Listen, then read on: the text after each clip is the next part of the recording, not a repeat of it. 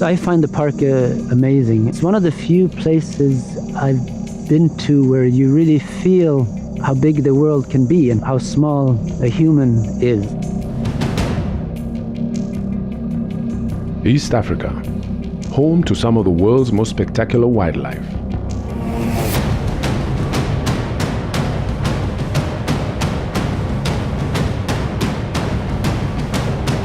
Today, the fish eagle numbers are just still amazing.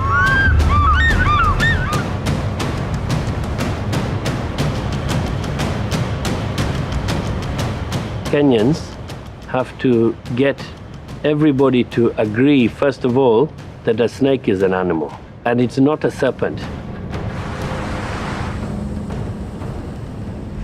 If we have a healthy coral reef, then the seagrass around will be healthy, as well as the other way around. But now, Mother Africa is in big trouble. Poachers have killed thousands of our elephants and rhinos. Snares have crippled our chimpanzees. Max is the most tragic of the chimps we have in the forest because he lost both his legs to snares.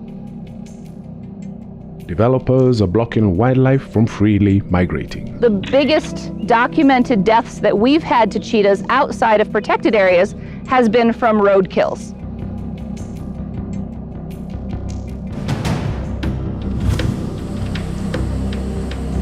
Seas are now choked with plastic.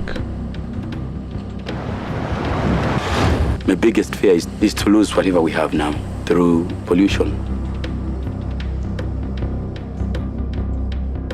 Raw sewage is released directly into our coastal waters.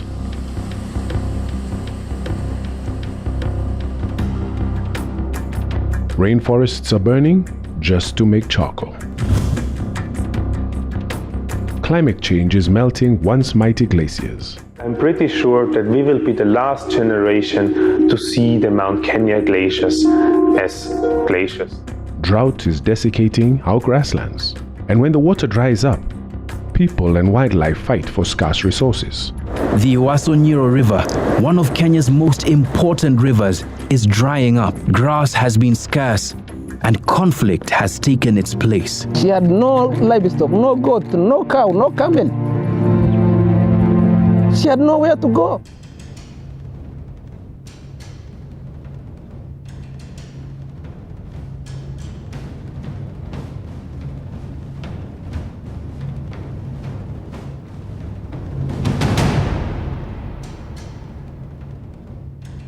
But now, many here are trying to reverse this dangerous trajectory.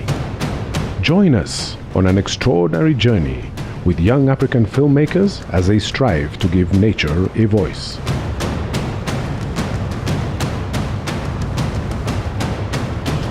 Help us work towards saving our precious wildlife and priceless homeland.